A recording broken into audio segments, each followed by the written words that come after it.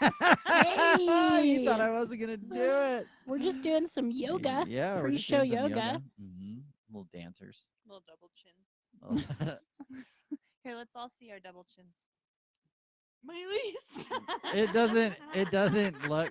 It doesn't really equate Maybe we to. do the whole show like this. Yeah, it doesn't really. I don't know what happened here. We've got some weird. Oh, there we go. That's cute. So Hi. Who we're are we, Ken? here. Why are we here? I don't know why we're here. I'm like a little distracted at the moment. Why are you distracted? I don't know. I'm like thinking that things aren't working. But they are. Well, check everything out while Maj-Lis and I introduce ourselves. Hi. No, I Welcome. didn't even check. I didn't even do a microphone check. check. Check. I did actually before you guys got here. Oh, neat. Before you gals got here. Sorry. Is that why you weren't available at the door when we arrived? I was taking care of. We had to something, wait for okay? a while to get in. Did you? This is the YogaPod No, podcast. you didn't. A few minutes. Were you outside for a few minutes? Yeah. Hi, Jared. No. Jared's here. Hey. Okay. Well, I Maj-Lis, who apologize are for you? that. Let's Yeah. introduce What are we doing? ourselves. This is the yoga. Let's start again. Hi.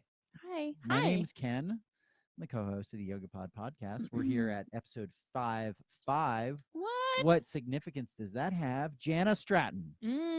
Let me get out my numerology book. Okay. I don't know. 5s definitely have significance.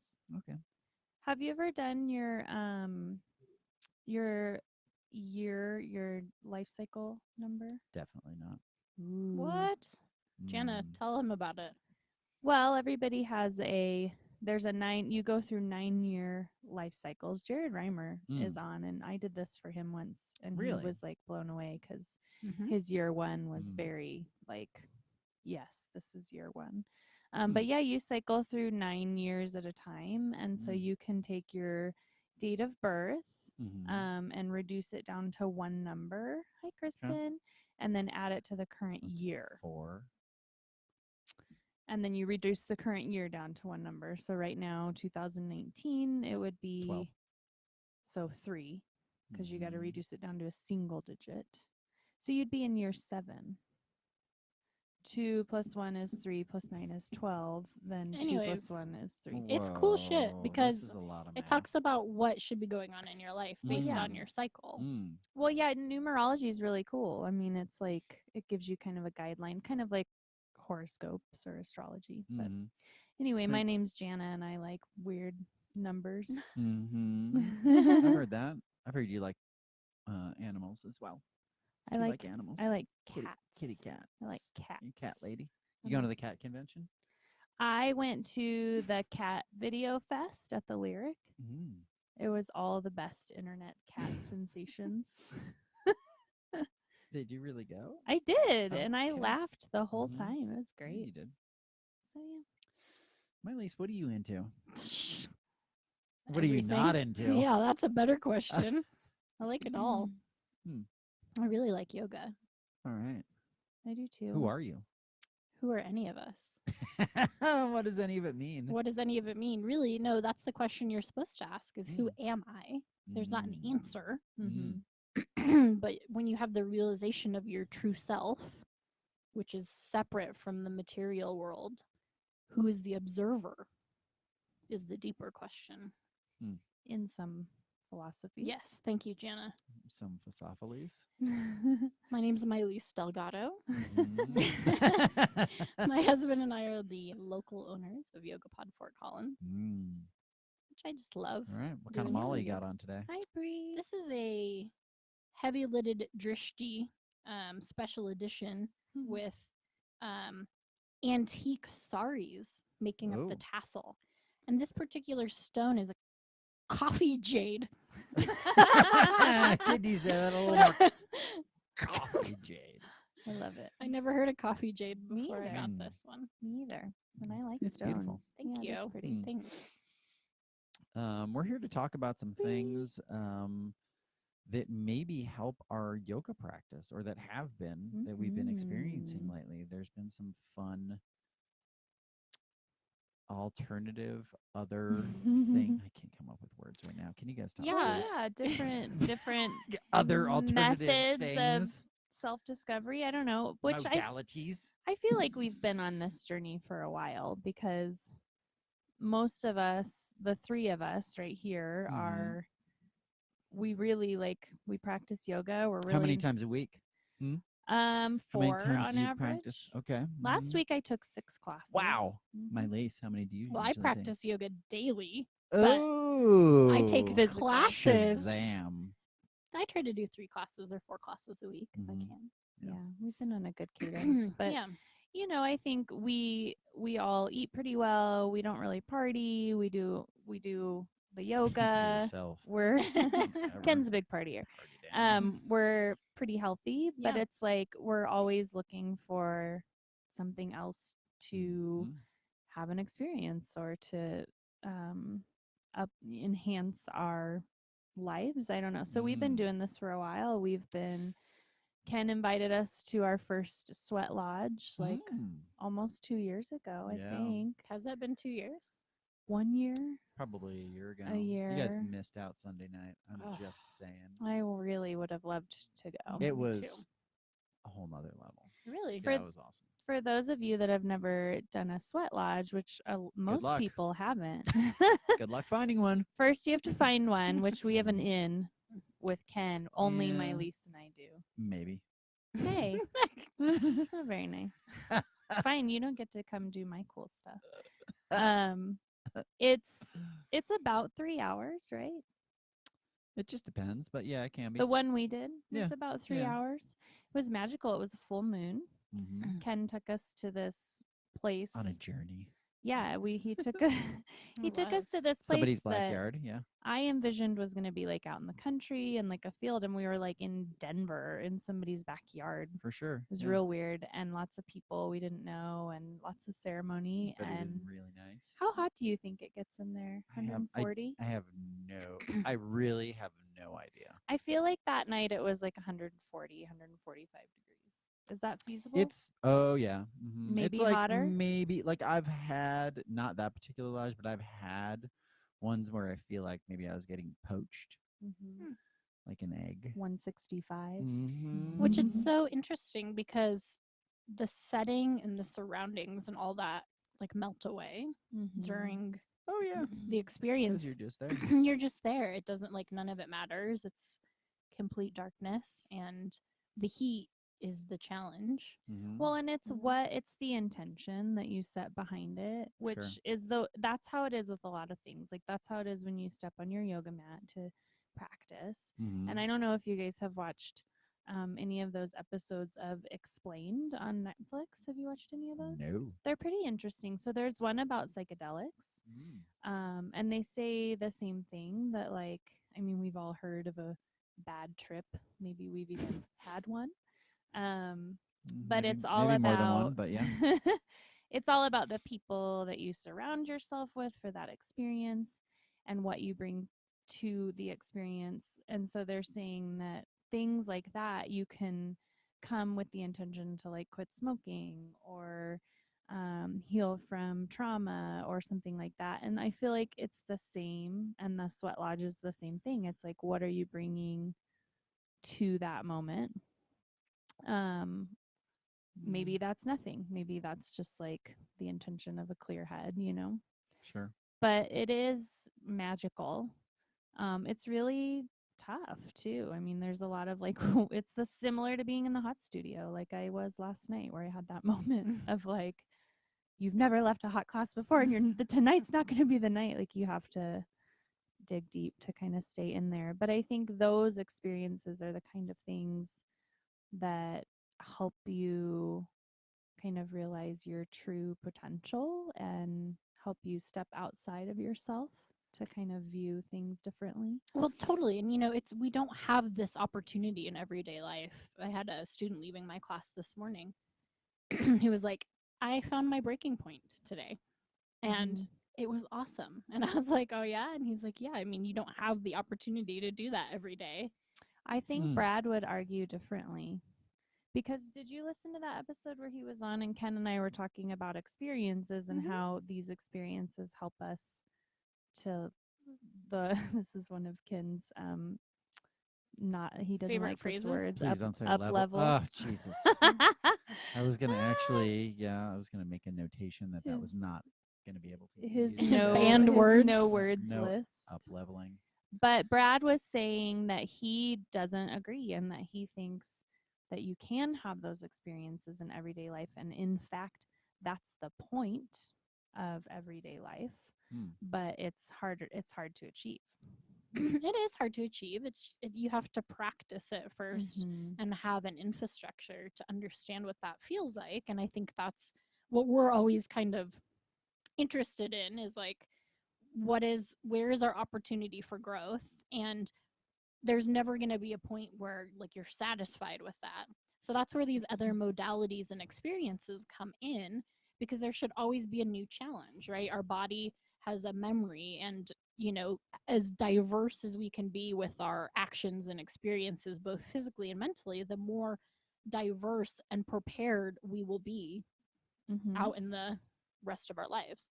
Yeah, I mean, I think the thing that I can get caught up in is like what my experience is and then what everyone else's experience is, right? Like I have a certain way that I live my life and certain expectations of myself, but I can't have those of other people. Right. And so some people just come to a yoga class because they want to relax. Sure. Some people just go to a sweat lodge because they're like, hey, man, let me check it out.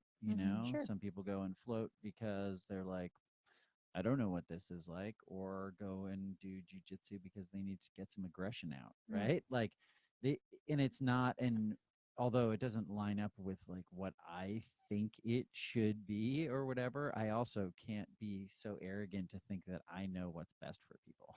Well, you can't, but don't you think that if you're just going to a sweat lodge to check it out, or you're just going to jujitsu to get out aggression, aren't you missing out on something really profound? No, because I think that might be the entry point for you. Like I didn't know anything when I went to I wasn't like trying to seek enlightenment or anything. Like I was just like bored on a Saturday, and For yoga? didn't know what to do. No, the first time I went to a lodge, sweat lodge, I was like, oh, I don't know. But I didn't even know what I was doing. I didn't even know what it was. You were young, right? I was like 18. I had no idea what was going on. I was like, oh, this is interesting, whatever. And I think, the same can be said for yoga. Like I didn't expect to get anything remotely out of it, what I've gotten out of it, or to be such a huge part of my life. Yeah, I mean, you make a good point. Everybody has to have an entry point somewhere. But I think once you've had that entry point, whether it be through yoga or some other sort of experience that became spiritual for you, I think it's almost impossible to approach new experiences without receiving something greater and profound from it. Sure. Do you think? I mean, that's a hard question. It's a big question, because everything can be spiritual and profound. Right, that's what I'm saying. But at the same time, sometimes that's so heavy, because it's like so much. Like sometimes I just want to, get a fart machine, which we got, by the way. We did. And, just rip some parts off in the studio. Like sometimes I just want to have fun. It doesn't have to be that way. But even that moment, that feeling of like laughter and joy and bliss, that's something profound and spiritual. Am I wrong? It's not heavy, but it feels like it's good. Like it's so good to laugh that way and to enjoy time with other people, even if you're doing something mundane like farting. Yeah, via remote. Spirituals, like I think spiritual's got a big, like, it's just really heavy. Like I think it doesn't have to be. I know, but I think the perception is that it is, and I think the thing, like the through line between all of these things, is that it's so individual for each person, right? Oh yeah, like it's so. I mean it, it's but so, we're gonna generalize. Yeah, no. But I mean, it's so individual for each person. But at the same time, we've all been in those classes or those whatever where like everybody's on the same page, totally. right? And it doesn't happen all the time. Yeah, it doesn't happen all the time, but that's like where the magic happens, right? Where it's like everybody's having their own experience, but you're also having this collective experience that is something like otherworldly, whether you want to call it spiritual or whatever. And I think that's the piece where that community, that, tribe connection, whatever, is like, But that becomes really doesn't feel apparent. heavy. Like that doesn't feel like a heavy experience. I had that experience in hot last night where I was telling you guys this before the podcast that it was like we laid down in our first shavasana, so 50 something minutes into the 90-minute class, and I had a moment of like Kirk was auditioning, and so I couldn't leave, but I really wanted to. And I had a moment of like talking myself down, and people had been in and out the door and laying down, and it was really, a lot of people were struggling, myself included. And then I told Kirk there was a moment when we all came into the spine strengthening series where you could just feel like the collective energy of the space settle, and everybody was like, all right, we're in. Like I could feel the consciousness of the room shift to everybody just being like, cool, we're here, we're going to finish, we're going to do this. And then the last 35 minutes of the class was really magical, but it didn't feel heavy, it felt light. Sure. And I think about like maybe that's a problem. Maybe it's a problem that people feel like that stuff is heavy. I think about Joy, who's like one of the most spiritual people I've ever met, and she's infinitely happy. Like she's been through so much, and she is just light and positive and happy. And I know a lot of people like that, who every moment of her life is sacred, but it's not like a heavy feeling. Sure. Well, I think a lot of that too comes from, especially in the U.S., kind of people don't freak out, okay, but like a Christian Just kidding. base, because that's what's most commonly known and practiced, right? And whether it's Catholicism or just Christianity or whatever it is, like there's a lot of like, it's got to be big, right? And there's like guilt and shame and like, a lot of things that are just not.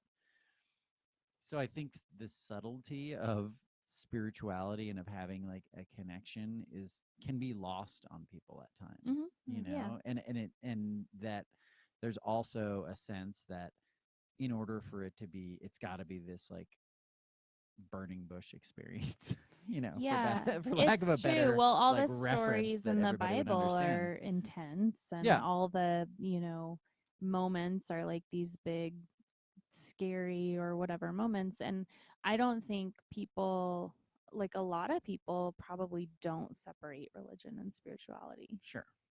To me, I would not have been able to separate them until I stepped away from religion and realized, wow, I was not even ever spiritual at the same time that I was religious. Because eating acid and going to church, just not a great idea. I never ate acid and went to church. I never did. It was after church for you. Every weekend. I'm just kidding. I'm just kidding. It's just a joke. Well, and that's the whole thing, is the jokes are fun, right? Jokes are fun. There's no time that I don't want to try to make a joke. I want to be humorous. I want to make all the jokes, but then I get worried that like I don't want to take people out of their like meditation, and I was dropping some sweet ones today, and then I was like, it was still that way. And it was still that way, but I don't want to go overboard. Well, but I think that we all have our own divine spark, right? It all, if you believe in the monism, we all come from the same place, so we all have that connection, but we are unique to ourselves. And I think everybody's is different, and yours and we happen to have humor kind of at the forefront of everything, but I think there's nothing that's not spiritual about that aspect of us. Well, there's nothing that's not funny. Yeah, everything can be funny. I mean, you look at a lot of people, a lot of spiritual figureheads, and like they have good senses of humor. I mean, the Dalai Lama has a good sense of humor. Like, I think humor is a really high vibrating emotion. We have a question from Kristen asking what we came to yoga for initially. You first. No. Yeah. I just wanted to do some stretching. Yeah, well, you had an injury, Yeah, an right? injury. Couldn't really do anything, and so I was trying to find a way to get back to. I think I was doing some swimming at that point as well, and I was like, well, I'll check this out, and it was fine. I felt like it was like somewhat meditation. I would say it was like restorative, like there were like chairs and props and stuff. It was like for old people. Oh, It was cute. At what point in your That was at first.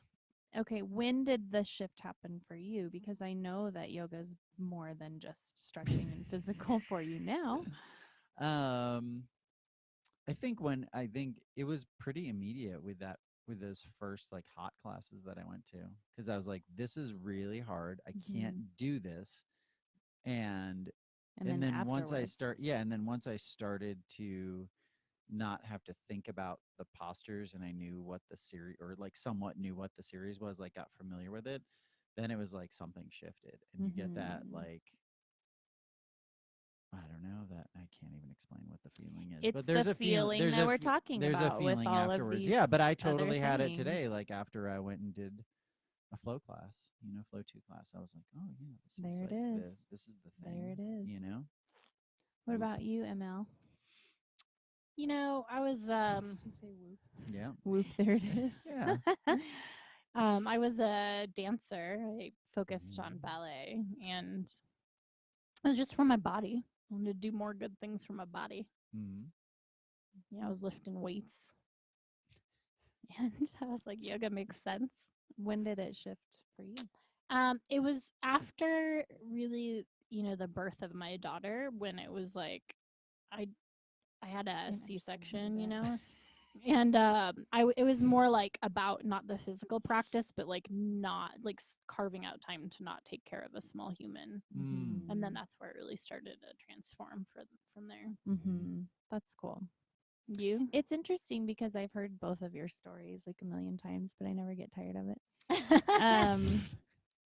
Mine was both at the same time, which sounds like I'm trying to be the A student, but there two things happened simultaneously. One, I had an injury, and my sister introduced me to yoga, and I quickly started studying philosophy and meditating every day. And so my practices ran parallel. My physical practice and my spiritual practice ran parallel for a good long while. And then there was a moment in time where it became purely physical. Mm-hmm. And I knew that. Oh, I've done that for sure. Yeah, like I knew that, and I would find myself I hurt myself. being like, oh, if I didn't get my yoga in today, I didn't get a workout in, or I'm gonna, if I don't get my yoga in or my sweaty practice or whatever, like I'm gonna get fat. Sweaty practice. Yeah, it had to be heated. It had to be.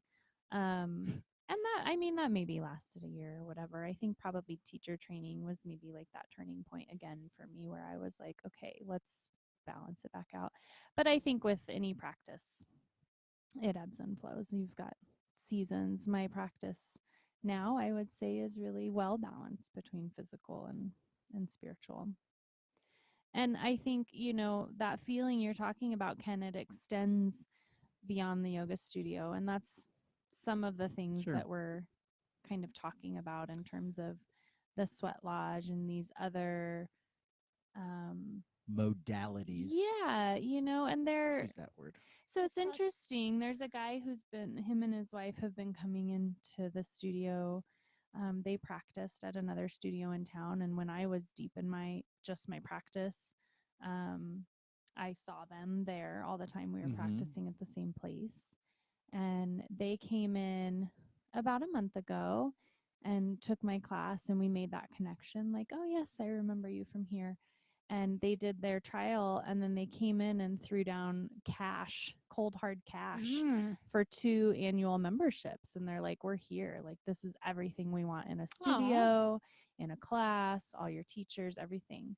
And so I had a conversation with him yesterday. He's a Flow 2 heated vinyasa guy. And I was like, have you tried the hot class? And he was like, no, not yet. so we started talking about this, and I was like, have you ever done a float tank? And he's like, no. And so I was telling him about these things, and he said, wow, all of these tools to help us along the way. And I was like, yeah, I mean, I think that's really what we're talking about here is tools to whatever you're looking for, self-discovery. Kind of tools are you looking for, Maj-Lis? Big, heavy tools. Okay. So Power tools. Power tools. So we have had some really cool experiences. We've done Pilates. You were there. Yeah, all three of us. We. I understand you guys have been cheating on me and doing Pilates by yourself. Do you want to do Pilates? Of course I will. Mondays at 2:30. You're in. We seriously, yeah, you can. Kathy we did a Brazilian Jujitsu class. Sad I missed out.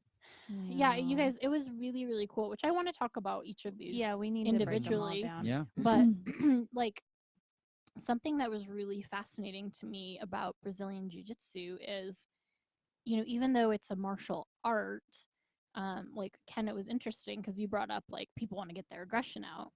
And the focus, at least the impression that I got, was the idea is avoidance of aggression. And like, for example, you see like boxers getting ready to fight and they've got their fists up, by their jaws. And in BJJ, as they call it, in BJJ, you clasp your palms together and kind of hold them by your heart. So it's not an aggressive, like, standing posture. And it's really a great martial art for people that have like big size differences, because it's not about strength, it's about the technique. So like if you're small person being attacked by a large person, you have an equal chance of winning, knowing the proper techniques. Sure. There's a video of you throwing. I posted it Jana. today. Yeah, I threw her too. It was so fun. And Feeney, the guy who owns, so we went to McMahon Training Center, which is Finney, which is over by Whole Foods.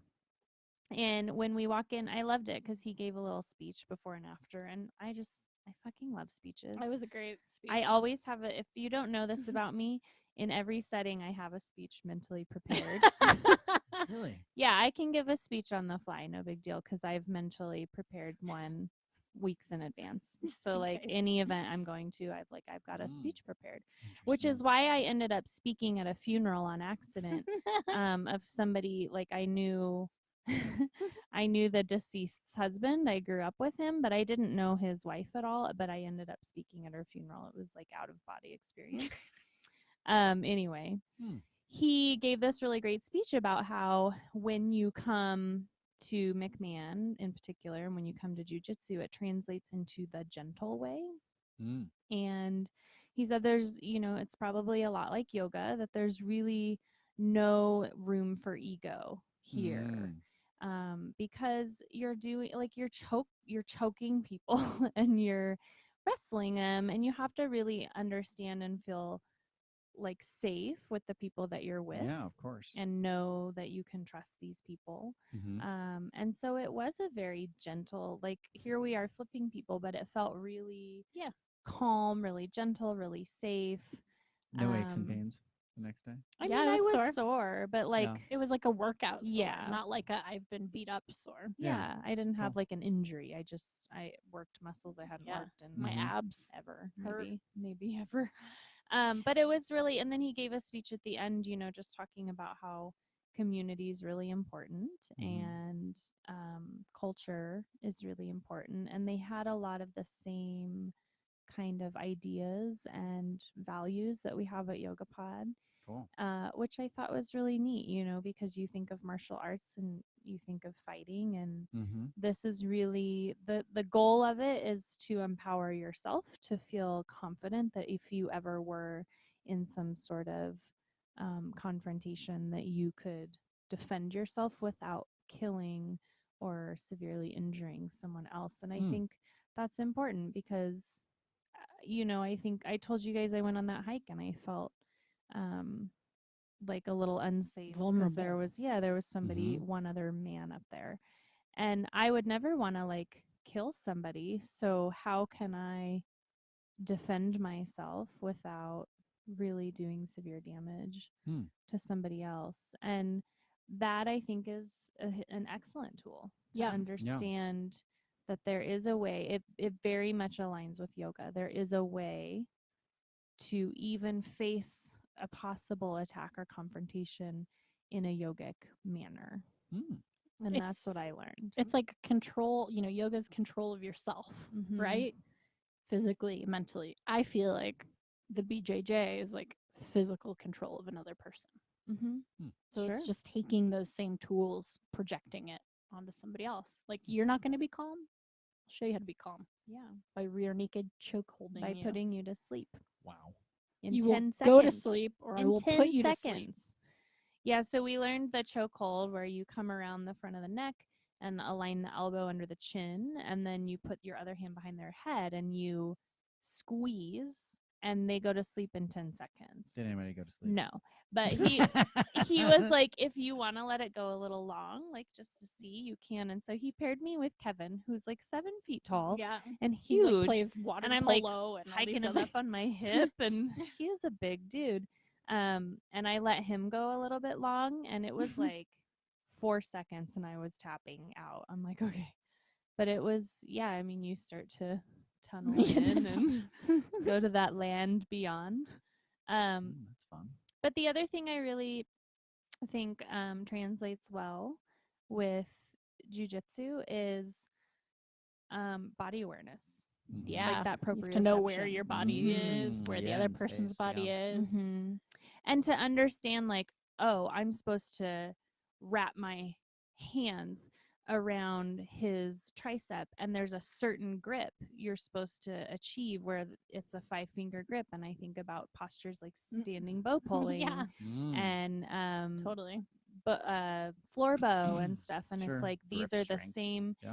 There's technique, right? Totally. And technique to understand in the moment, like you grab appropriately, and if you don't, you can injure yourself. And so that body awareness, I think, is really it goes hand in hand for sure. Sounds really fun. It was really fun, and it wasn't aggressive. It was like playful. Like I thought it was like sparring. You're not like sparring, like boxing. It's like you're with another person and you're practicing these techniques, but it's fun. It's like it's got a really light air to it. So I think and of course you can use those same techniques if it was a an aggressive situation. But I think that's what I would tell people that were interested in trying it, that it's not like you're there getting your aggression out, fighting with somebody else. It's like cool, very specific techniques that the person that, and if you go to the right studio, I mean, I'm sorry, they call it a training center. No. Yeah, that's in the name. Okay. Training center. Training center. If you go to a different training center, I don't know what their experience is, but their experience here is like, we're all in this together to support each other. We're only going to go to your limit. And so that was really cool. One thing I wasn't prepared for, because I didn't know, like, and this is how I am with everything, is I just want to show up. I don't want a rundown of like what to expect. And I mean, I do, and I'll ask for one, but I don't I don't want it. I didn't know what it was, and so I wasn't prepared for like how intimate it is. Yeah, you're all up with your partner. There's just a lot of contact, and like we were practicing the flip, and you have to come in at somebody from the side and then tuck your chin like into their chest to protect your neck. And Kevin, he's got his face right at my boobs, and the guy's like, Vinny's like, tuck your chin, and Kevin's like, just pretend my chin's tucked. My chin's tucked. I'm like, okay, your chin's tucked. And they're all wrestling around on top of each other. And I was like, what is happening? What are we doing? But it was very comfortable. Like, I didn't feel uncomfortable at all. But again, that's why you have to trust the person and the place that you're doing it, and you're not just going to get abused. Right. Same as with your yoga teacher. You need to understand that you can trust them. And so many teachers have broken that rule, so it's hard. It reminds me a lot of Not at YogaPod. yeah, no. None have broken that rule. It reminds roll me back of ballroom dancing. Have you guys ever done ballroom dancing? I haven't. So it's very much the same. It's like very like here's where you place your hand, and if you want their hand to go over here, you have to slightly move your hand here. Like it's a very nonverbal communication, which is fun. And in a traditional ballroom class, you show up with a partner, but you rotate around the room, so you're not just dancing with your person, which is fun. Of course, you have your person you love or whatever, and you're going with them, but it's really exciting to like Sure. dance with other people Like and a swingers feel, party, yeah. but not with genitals. Without penetration. Yeah, there's no but it's penetration. I mean, there doesn't have to be penetration at a swingers party. There doesn't? Yeah. Aren't you there? have you to been to a penetrate? swingers I party, haven't- kid? No. Clearly, I haven't. I thought that was the whole point. I don't know. I know. Isn't Never that what been you're to one. supposed to do is swing while you're there? Any of our friends that are swingers, please please inform us. Chime in. There's a key party, right? You put your keys in a Oh, bowl. yeah. The Ice Storm. Did you ever see that movie? Uh-uh. Oh, it's so good. Is it dirty? Yeah, it's pretty dirty. No. Yeah, it's like a Yeah. key party. Okay. Kevin, who's the guy who just got in trouble? Young man, something. He was on I a don't TV know. show on. Kevin James. Nope, I definitely not. like Kevin James. Definitely not Kevin James. I don't know. Anyways, it'll come to me. So, but there's something really fun about interacting with another human being because we verbally can talk to each other, and to have a nonverbal communication is really cool. So that was fun. Kevin Spacey. Kevin Spacey, yeah. Well, go Canceled his figure. House of Cards. That was a good show. Well, he got off the show. Yeah. So yeah, I highly recommend it. You're gonna have to come do some Mhm. BJJ with us. You know what? Also, This seamlessly, actually, I can do a really good transition right here if you want me to. great. Yeah. So interestingly enough, one of the people who maybe they must go to Make a Man a lot because they always have a Make a Man sweatshirt on, comes to the float center Oh, really? all the time. That's Yeah, great. a woman. That's cool. That's really cool. Mm-hmm. Tell us about. And floating, I have Ken. found, I just started working there, so that's the full disclosure. But I have been floating maybe for 15 years ish, Wow. on and off.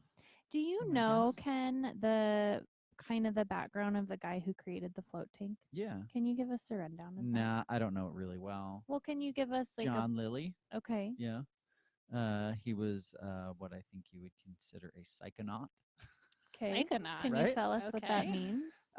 He would take a lot of drugs and go into a float tank.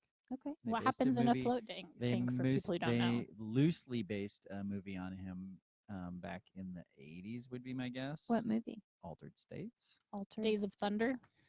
And Tom Cruise. Yeah. where he's a, He's a race He's car a driver. race car Nicole driver. Kidman. Yeah. no, it wasn't that. Did they get married after that? They were married. Yeah.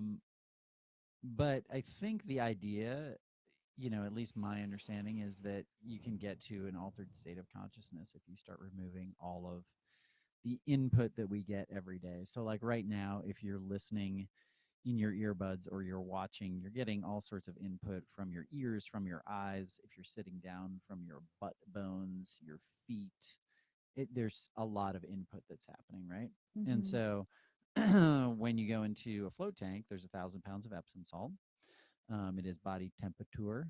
So about Temperature? yeah, it's about 90. I 40 see you're in the Is that how industry you now. say it when you answer the phone and give Body the dis- temperature. No, it's Temperature. actually that's from a creepy movie. But and there's no light, there's no sound. You have earplugs in, and the rooms are incredibly soundproof.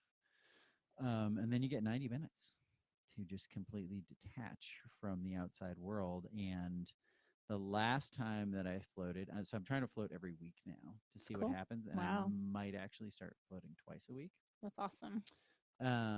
Because the last time I went, I felt like I was levitating. What? Yeah. I mean, you kind of are. full on. Like I Yeah. couldn't Awesome. feel the water anymore. I couldn't feel the difference Mhm. between the water and the air at all.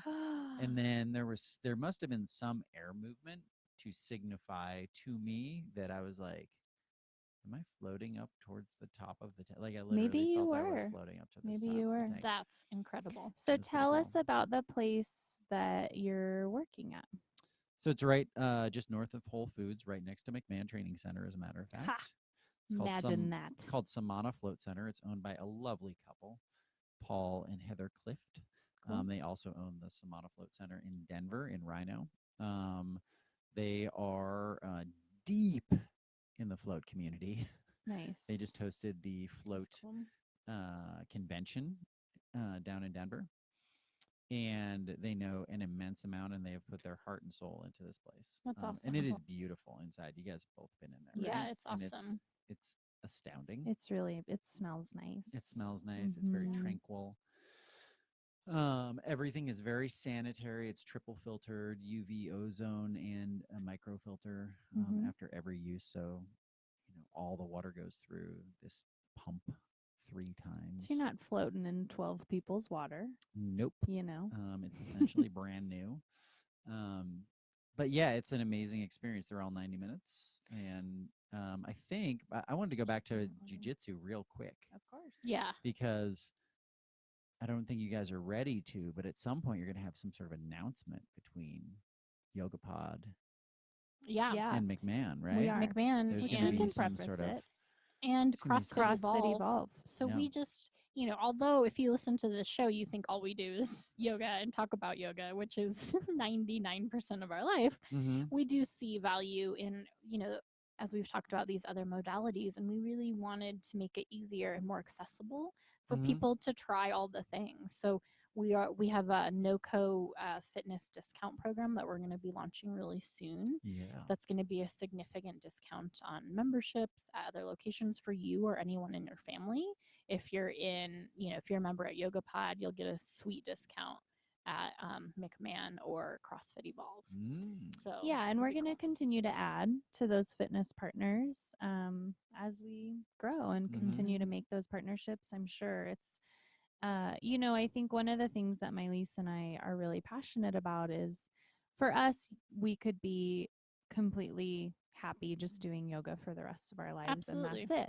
Yep. However, we do understand and value kind of that overall health and wellness, like that whole mind, whole body treatment. And so we see a lot of value in these other ways to move our body, and things like float centers and Pilates. And so we want to continue to add value to what people at YogaPod can experience by connecting them with these other things in their lives that they can try on and see if it works for them.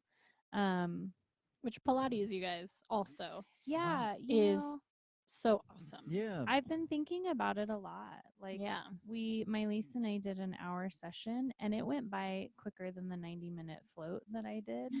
It was like done. And Kathy Lee at Powerhouse Pilates is amazing. She's incredible. She's really amazing. She has like the eagle eye for every muscle in my body. And I don't know if it's because of her like medical background combined with her Pilates background and her yoga teacher training. It's like I barely, I flex one tiny thing and she like sees it and can and that's what's so interesting about that particular modality, is to have somebody that's so well educated in it changes everything. It does, because she's a PT. And then she has her classical Pilates training from this center down in Boulder, which it's a 900-hour training, you guys. Like, that's nothing. Become a Pilates teacher. Turn up your nose at.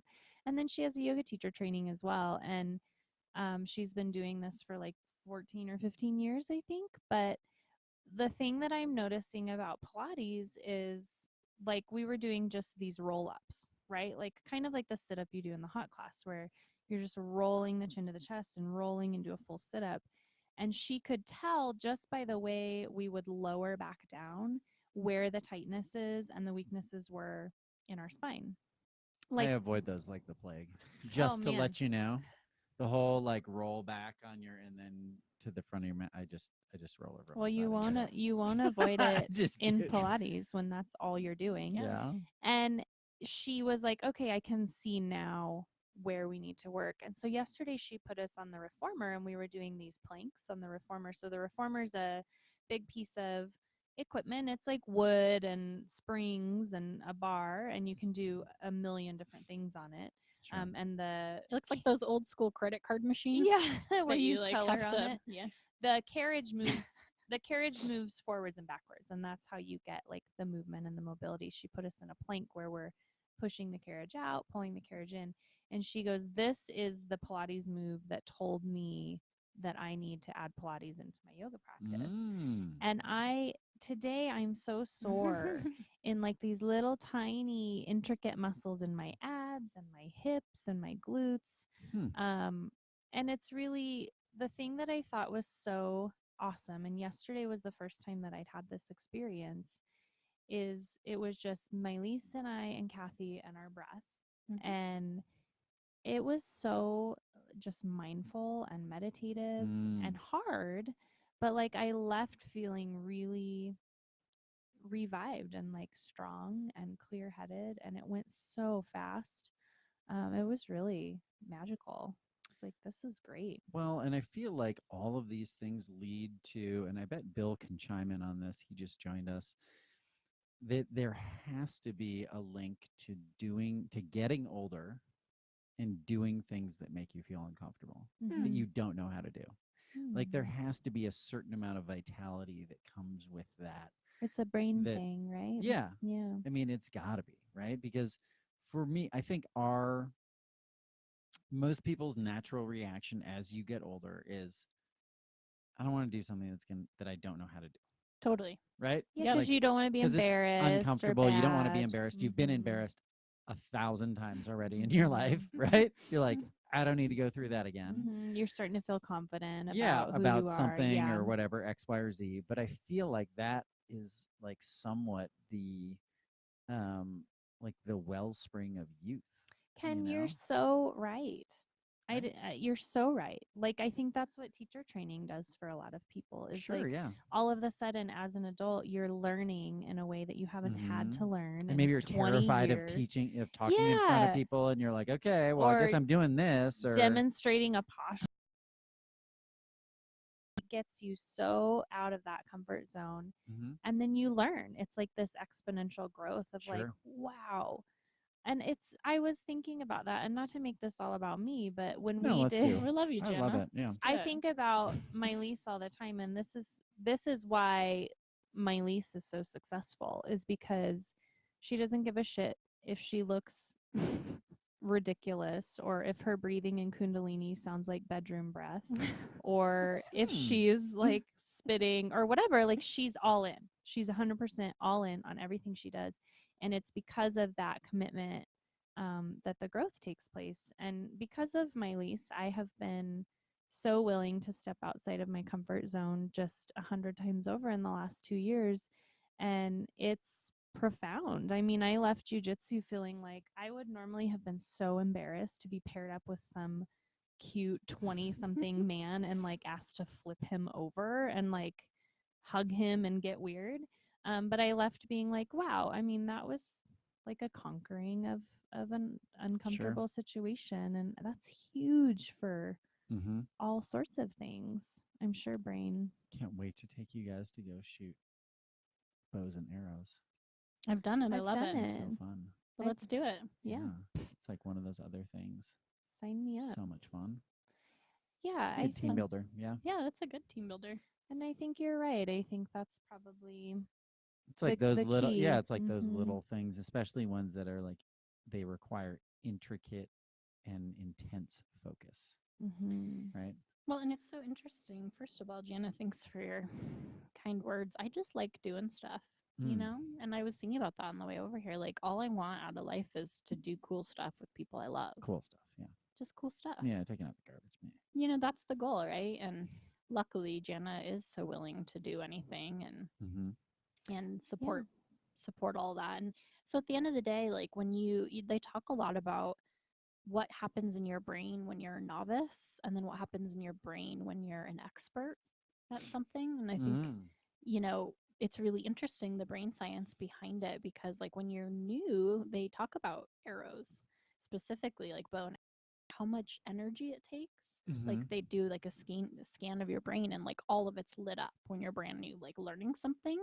And I think that's healthy, right? It's like bringing your prana, your life energy into different parts of your brain that you're not used to it. Sure. But then what's really cool is as you progress, you use less of that brain power because it's becomes like second nature, and it zeroes in. So it's really intense, you know, like it's like a Doppler radar where it's like red and intense in like one area of your brain. But it's that singular focus, like, you know, collecting the rays of the sun, you can make fire, right?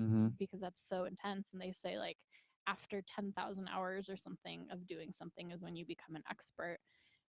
So think about all the cool things you can do and go through that process over and over again of being a novice, lighting up your brain, zeroing that in, and finding these new experiences is awesome. And you know, you do, it's so true. I think about, you know, my parents are great, but they're happy in their routine. You know, they're in their 70s, and it's I like love a good routine. they like have, you know, they have to be home at a certain time, Love or a they good want to routine. do the same things or watch their same programs. And there's nothing wrong with that. But yeah, how do we step out of that to maintain our youthful experience throughout our lives, you know? And talking about the expert piece, you guys really should go watch that show. I think it's called Explained, right? Is it Explained or Unexplained? It's Explained. I think it's got to be explained. Unexplained. No, because I don't know. It's explaining things. Yeah. But it does one on meditation. And it's really cool because it talks about how 30% of Americans suffer from anxiety, and how anxiety is a mental illness, and how meditation is proven almost as effective as medication. Interesting. But they were saying they did all these studies with like Way more people take medication than meditate. Oh, yeah. But Right. imagine if you did both, right? Imagine if you Sure. had a daily meditation practice and then like a moderate medication. I think, you know, medication has its place, obviously. Sure. But the whole, the expert thing, so they took an expert meditator. He was like a monk. I mean, he'd been meditating for years and years and years every day. And then a kind of a novice.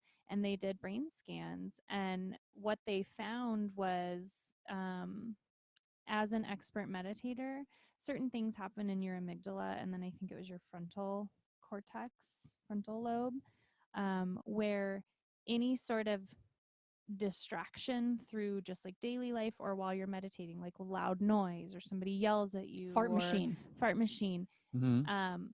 it would be like just a blip on the screen, like they are unaffected by it. And the monk, who was an expert meditator, was saying that as he developed his practice over the years, nothing in life bothers him. Like life is just life. And I'm like, what an approach, right? Like if that's what an expert meditator is, like, sign me up. Which, you know what, I thought about that because I used to get real fussy like at the end of yoga classes because people would be talking or flopping around or loud, and I was like, this is my time to meditate.